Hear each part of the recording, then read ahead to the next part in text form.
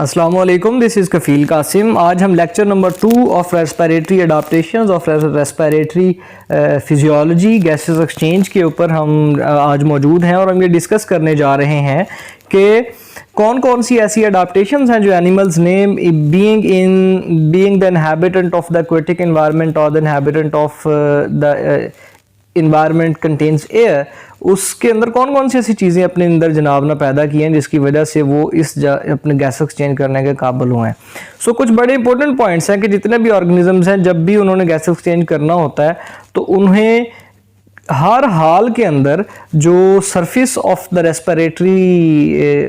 Organ है या respiratory जो सरफेस है ना उसको कंटिन्यूसली मॉइस्ट रखना होता है और वो रखते हैं ताकि गैस एक्सचेंज अच्छा हो सके। फिर उनको रेस्पिरेटरी सरफेसेस की एपिथेलियम जो है उसको थिन रखना होता है, वो रखते भी हैं ताकि गैस एक्सचेंज अच्छा हो सके। और जितना भी पाथ लेंथ होता है वो उसको मिनिमम रखते हैं ताकि डिफ्यूजन अच्छे तरीके से हो सके, और सरफेस एरिया को बहुत ज़्यादा बढ़ा के रखते हैं ताकि मैक्सिमम डिफ्यूजन हो सके, और वेंटिलेशन को इस्टेब्लिश करके रखते हैं, पार्शियल प्रेशर को जनाब बना के रखते हैं ताकि गैसेस बाहर वाले माहौल से अंदर वाले माहौल में जाती भी रहें और अंदर वाले माहौल से कार्बन डाइऑक्साइड बाहर वाले माहौल के अंदर भी जाती रहे। अब जितने भी एनिमल्स हैं उनको ये ऑक्सीजन क्यों ज़रूरी है? We have discussed in the earlier lecture that oxygen is inevitable for the aerobic respiration, and aerobic respiration is the only source for the production or the only process for the production of temporary form of energy, that is ATP, and ATP is used for running the metabolic processes and metabolism is inevitable for the life। जितने भी organisms होंगे जब तक वो metabolism नहीं करेंगे उनके पास energy नहीं बनेगी और अल्टीमेटली वो जो एनर्जी है उसकी वजह से वो सोच सकेंगे, चल सकेंगे, मसल्स को कॉन्ट्रैक्ट कर सकेंगे, अंदर वाले माहौल को अपना इस्टेब्लिश कर सकेंगे, उनका दिल धड़क सकेगा। तो ये सारे का सारा मामला उस वक्त होगा जब एरोबिक रेस्पिरेशन होगी। ज़्यादातर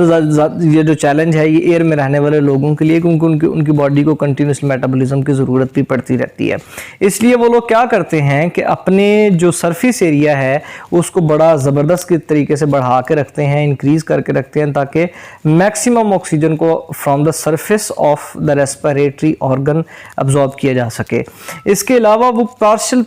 जो प्रेशर है उसको बढ़ा के रखते हैं, मैक्सिमाइज करके रखते हैं ताकि वो फोर्स लगती रहे और ऑक्सीजन अंदर की तरफ और कार्बन डाइऑक्साइड को बाहर की तरफ जनाब ना भेजा जा सके। इसके अलावा जो डिफ्यूजन का पाथ लेंथ है, डिस्टेंस है from external environment to the internal environment, हम मुंह से वो हवा लेके जाएं और एल्वियोलाई तक पहुंचाएं और एल्वियोलाई से ब्लड तक का जो डिस्टेंस है उसको मिनिमम रखा जाता है ताकि डिफ्यूजन अच्छे तरीके से हो सके। और एक्वेटिक इन्वायरमेंट के अंदर डिफ्यूजन को मिनिमाइज किया जाता है क्योंकि वाटर में से ऑक्सीजन निकालना काफ़ी हद तक मुश्किल है as compare to water. We have discussed in the previous lecture कि पानी में जनाब वो डेंसर है, उसकी विस्कोसिटी ज़्यादा है, उसमें से ऑक्सीजन निकाला नहीं जाता, इसलिए लाइफ ने चाहा है कि वो अपने आप को एयर के अंदर लेके आए। अब जो रेस्पिरेटरी ऑर्गन्स हैं वो चाहे गिल्स हों, चाहे स्विम ब्लैडर हो, चाहे वो लंग्स हों, इनकी सबसे बड़ी और खूबसूरत बात ये है कि इन्होंने अपने अंदर जो फोल्डिंग्स हैं मेम्ब्रेन की वो बहुत ज़्यादा कर ली हैं, और जिसकी वजह से जो लंग्स हों चाहे वो गिल्स हों इनका सरफेस एरिया बहुत ज़्यादा इंक्रीज कर गया। और increased and in this incrementation of the surface area actually helps the animal to respire and to helps the animal to change the gases, exchange the gases from the internal environment to the external environment. Ultimately the process of diffusion is boosted up और उसकी वजह से gas exchange अच्छे तरीके से हो सकता है। and this is sort of anatomical adaptation for all the animals which are living in the